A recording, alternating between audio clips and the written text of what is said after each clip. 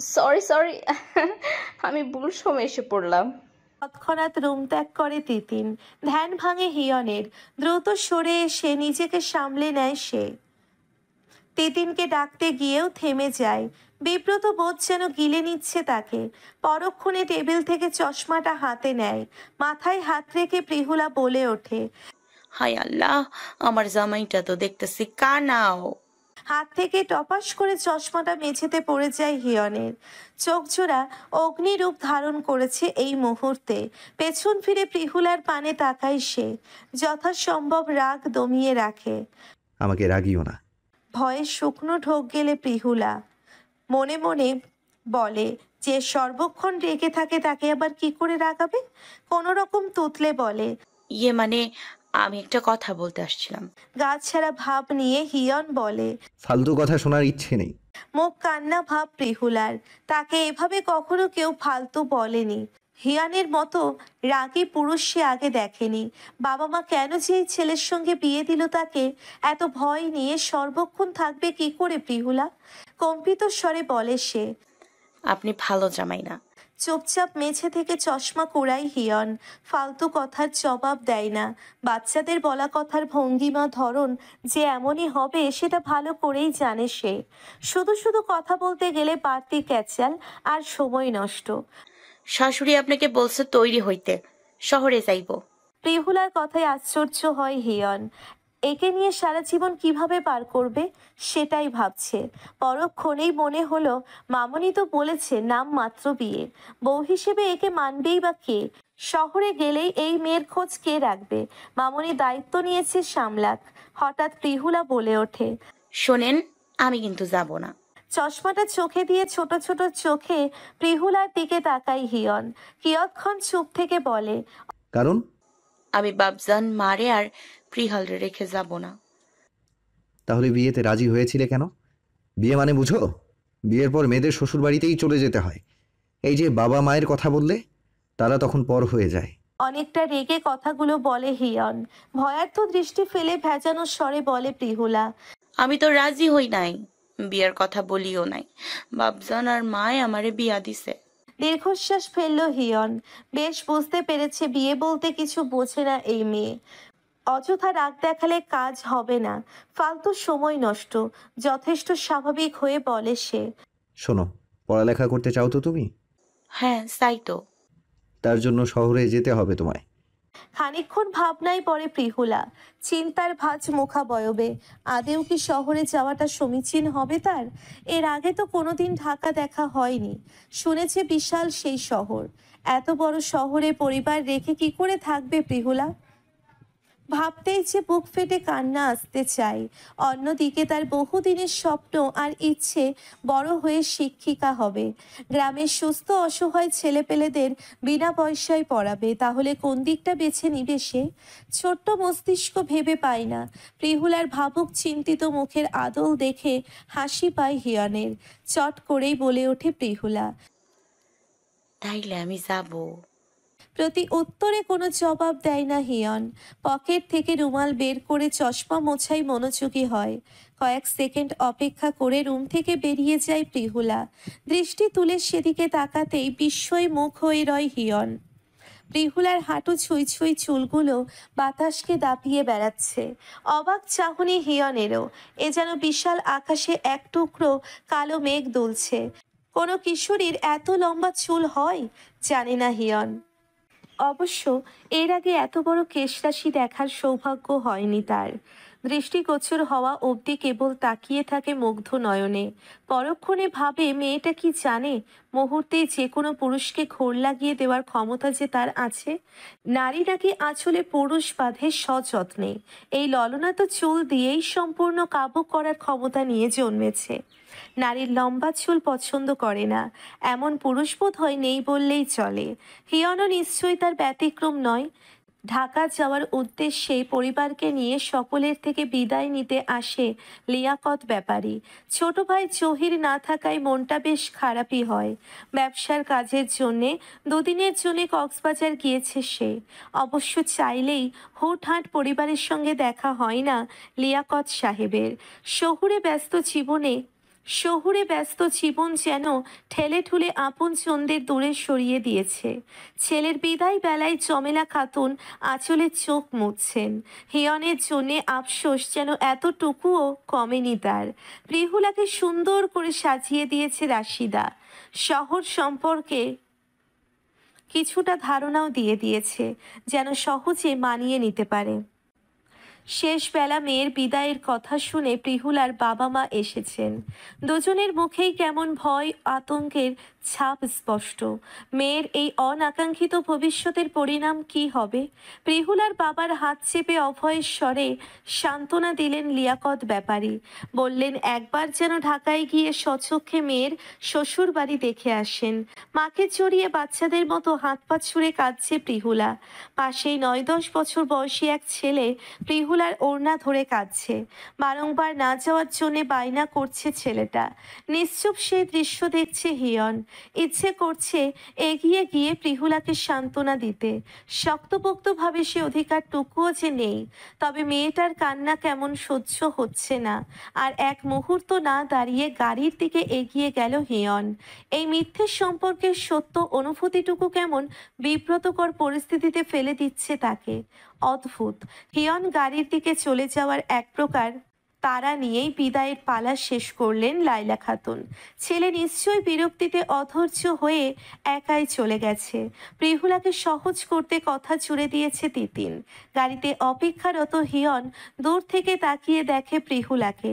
কান্না করে চোখ মুখের অবস্থা বেহাল দশা করে ফেলেছে একেবারে। নাকের ডগা লালচে হয়ে আছে ভীষণ।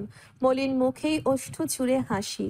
তিতিনের সঙ্গে দিব্যি হেসে কথা বলছে। একটু আগেই না গগন কাঁপিয়ে কাঁদছিল মেয়েটা। ভারী শ্বাস ফেলে ভাবে হিয়ন, এটাই তো বাচ্চাদের স্বভাব। গাড়িতে উঠে তিতিনের সঙ্গে পুরো দমে গল্পে মেতেছে প্রিহুলা। মেয়েটা যে খুব মিশুকে সেটা বুঝতে বাকি নেই কারোরই। তবে হিয়ন বরাবরের মতোই বাচ্চার তকমা দিল প্রিহুলাকে। তার মতে এরকম অবুঝপনা পিচ্চিদের ধাঁচেই পড়ে। গ্রাম পেরিয়েছে সেই কখন, গাড়ি এখন শহুরে পিচঢালা রাস্তায়। জানালা ভেদ করে বাহিরে তাকিয়ে নীরব হয়ে শহর দেখছে প্রিহুলা।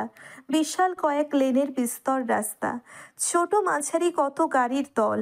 একপাশে রিকশাগুলো নিরবচ্ছিন্নভাবে চলাচল করছে।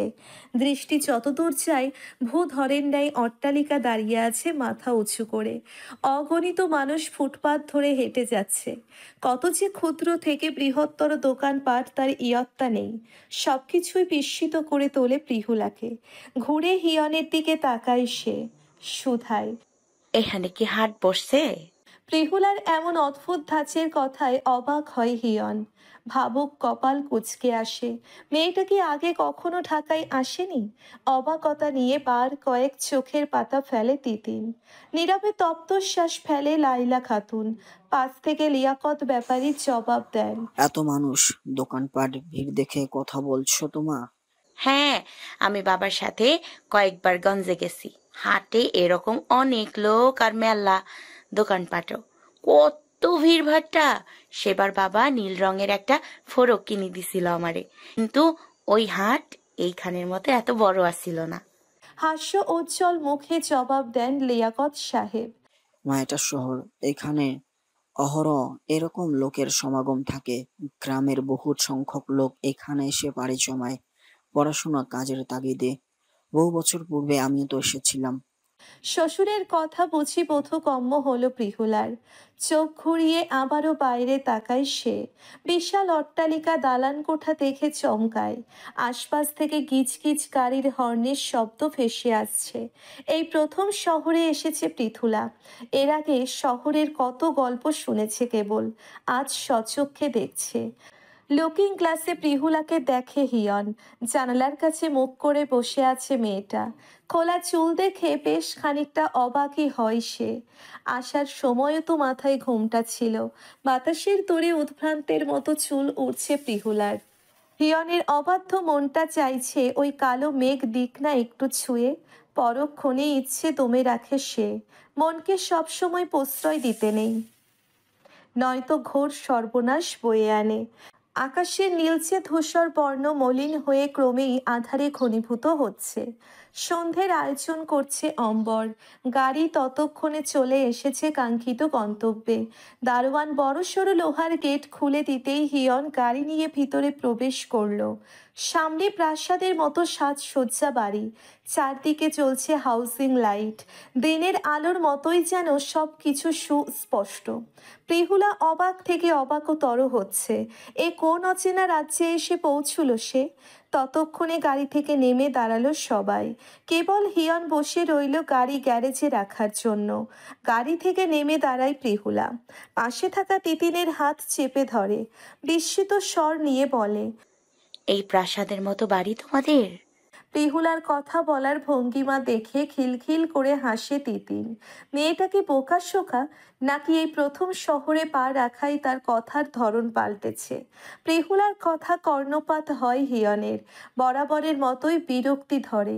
অধরে হাসি টেনে বলে তিতিন, ভাবি, এটা আমাদেরই বাড়ি। আর এখন থেকে তোমারও ভালো লেগেছে তো নতুন বাসা? বিস্ময়ে কথা বলতে ভুলে গেল প্রিহুলা। হাসতে হাসতে বাড়ির ভিতরে চলে যায় তিতিন। ততক্ষণে হিয়নের বাবা মা বাড়ির ভিতরে প্রবেশ করেছেন। লিয়াকত সাহেব যাওয়ার পূর্বে হিয়নকে কড়াকড়ি আদেশের স্বরে বলে গেছেন প্রিহুলার ব্যাগ সহ যেন ওকে ভিতরে নিয়ে যায়। হিয়নের এবার সত্যিই বিরক্ত ধরে যাচ্ছে। মিথ্যে একটা সম্পর্কে সত্যিকার অর্থে দায়িত্ব পালন করতে হচ্ছে তাকে। বাবাই কি জানেন না এটা নিছক নামমাত্র সম্পর্ক? কেবল মেয়েটার পড়াশোনার দায়িত্ব নিয়েছে মামনি। মুখে ঈষৎ রাগের আভা নিয়ে ব্যাগ হাতে নেয় হিয়ন। পরক্ষণে প্রিহুলাকে তাড়া দেয়। এই মেয়ে, আমার পেছন পেছন এসো। চট করে বলে ওঠে প্রিহুলা। এই জামাই, দাঁড়ান। রেগে পেছন ফিরে তাকায় হিয়ন। ভ্রু কুঞ্চিত করে বলে, এসব কেমন অভদ্রের মতো ভাষা? তোমাকে কে শিখিয়েছে এমন উদ্ভট নামে ডাকার জন্য? ভীরু প্রিহুলা চুপটি করে দাঁড়িয়ে রয়। দৃষ্টি মেঝেতে পায়চারি করতে থাকে। রাগে লোকটার সঙ্গে কথা বলাও দেখা যাচ্ছে মুশকিল। সবকিছুতে একটা না একটা দোষ ধরিয়ে দিচ্ছে। মাথা নিচু রেখে কাপা স্বরে বলে সে। তাইলে কি বলে ডাকবো? প্রিহুলার প্রশ্নে থমকে গেল হিয়ন। সত্যিই তো, তাকে কি বলে ডাকবে মেয়েটা?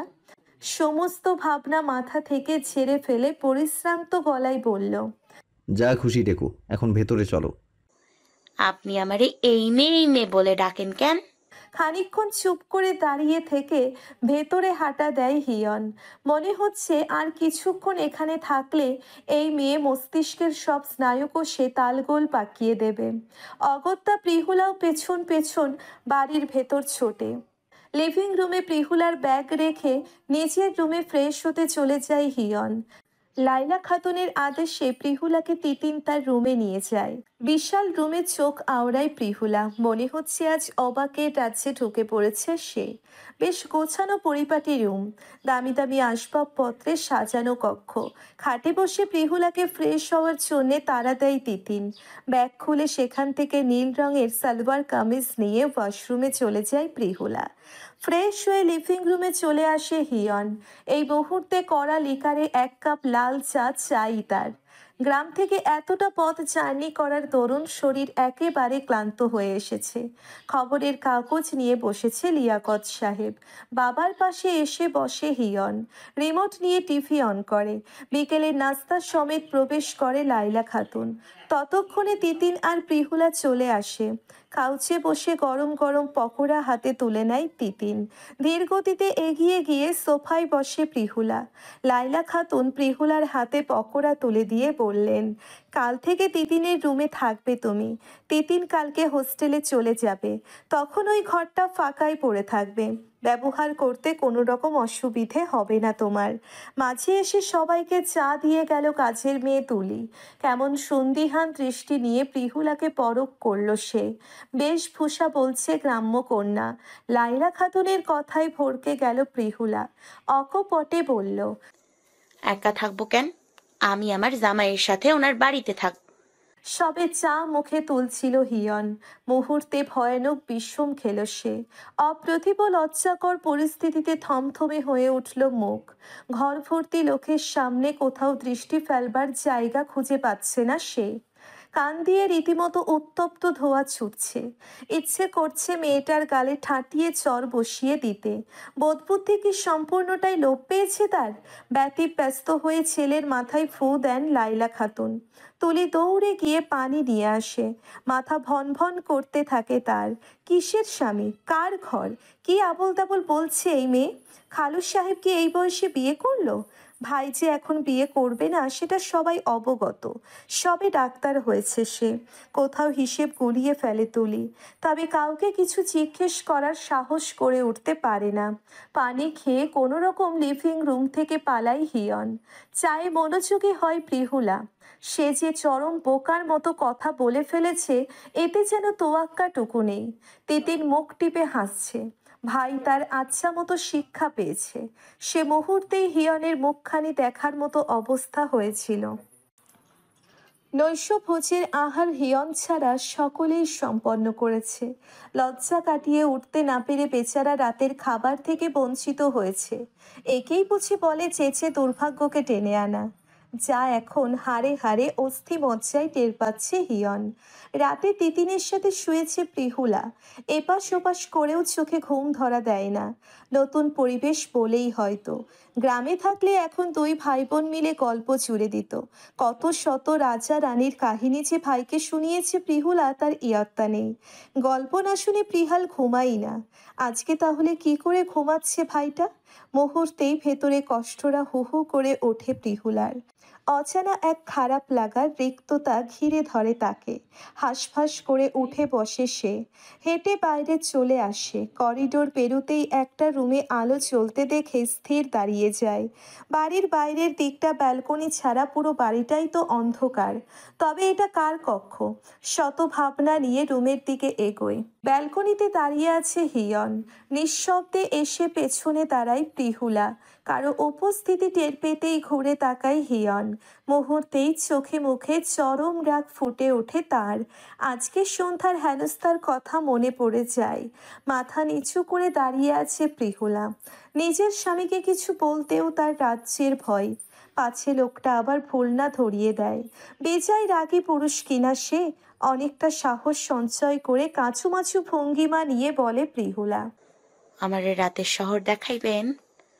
প্রিহুলার উদ্ভট কথাটুকু রাগের মাত্রা বাড়ায় হিয়নের। তাছাড়া এত রাতে তার ঘরে কেন এসেছে মেয়েটা? তিতিনকে ঘুমিয়ে রেখে এসেছে নিশ্চয়ই, নাকি নির্লজ্জের মতো তিতিনের অনুমতি নিয়ে এসেছে। এখন আবার রাতে শহর ঘোরার বায়না করছে। মেয়েটাকে উত্তর দেওয়ার মতো কোনো ভাষা খুঁজে পেল না হিয়ন। মস্তিষ্ক শূন্য লাগছে। সন্ধ্যের ঘটনা মনে হলেই তো মেয়েটা সহ্য হচ্ছে না। হিয়নের কঠোর চোখে মুখে ভয়ার্থ দৃষ্টি ফেলে তাকিয়ে আছে প্রিহুলা। ইতিমধ্যেই কয়েকটা ফাঁকা ঢোক গিলে নিয়েছে সে। পরিস্থিতি যে কোনো মুহূর্তে তাণ্ডব লীলা চালিয়ে দিবে। নিশ্চুপ হিয়নকে দেখে কম্পিত স্বরে বলে প্রিহুলা। জানালা দিয়ে উকি দিয়া দেখছি আমি। কত মানুষ! ওই যে উঁচুতে লাগানো কেমন লাইট, কত আলো! নিয়ে যাইবেন আমারে ওইখানে? ভীরু মেয়েটির কম্পনরত শটটুকু যেন হিয়নের রাগের আগুনে জলের মতো কাজ করলো। যথাসম্ভব স্বাভাবিক হলো সে। মেয়েটির মনে হয়তো তীব্র ইচ্ছেই জেগেছে রাতের শহর দেখার। সেই ইচ্ছেটুকু পূরণ না করে অযথা রাগ বাড়াটা বড্ড বেমানানি হবে মনে হলো। চোখ ঘুরিয়ে বাইরে তাকালো হিয়ন। রাত্রি প্রহর কম হয়নি। শুনশান বাতাস বইছে জানালা গলে। শহরের ভিড় কমে আসছে ধীরে ধীরে। ল্যাম্পপোস্টগুলোই মাথায় ঝলমলে পিঙ্গল আলো নিয়ে দাঁড়িয়ে আছে। গোটা ধরিত্রীর আধার খোঁচাতে যেন তাদের আপ্রাণ চেষ্টা। এক মুহূর্তের জন্যেই অস্বাভাবিক এক ইচ্ছে জাগে হিয়নের মনে। জনমানব শূন্য রাস্তায় নিয়ন বাতির নিচে হাঁটলে মন্দ হবে না নিশ্চয়ই। সঙ্গে এই কিশোরী থাকলে কি মহা অন্যায় কিছু হবে? ভেতর থেকে কেউ বলছে এই মেয়েটির ছোট্ট ইচ্ছেটুকু তুমি পূরণ করতেই পারো। শুনছেন? প্রিহুলার ডাকে নিজের অলিক জগৎ থেকে বেরিয়ে আসলো হিয়ন। এখনো ঠায় দাঁড়িয়ে আছে মেয়েটা। হিয়নের উত্তরটুকু জানার জন্যেই হয়তো। এই মুহূর্তে বাইরে যাওয়ার তীব্র বাসনা জাগলেও সেটা মাটি চাপা দিল সে। গলা ঝেড়ে কেশে বলল, যাও ঘুমাও। বাধ্য মেয়ের মতোই যেন মেনে নিল প্রিহুলা। মাথা কাত করে সাই জানালো, বাকি একটা টু শব্দও করলো না। রুমের দিকে এগুলো। ভ্রু কুঞ্চিত করে মেয়েটির হাবভাব দেখছে হিয়ন। কি চাইছে এই অবোধ মেয়ে? হিয়নের খাটে গিয়ে ধপাস করে গিয়ে শুয়ে পড়ে প্রিহুলা। মুহূর্তেই আশ্চর্যে নির্বাক হয়ে তাকিয়ে থাকে হিয়ন। পৃথিবী বুঝি তাকে কেন্দ্র করে ঘুরছে। দ্রুত রুমে ছুটে আসে সে। গম্ভীর রাগত্ব স্বরে বলে,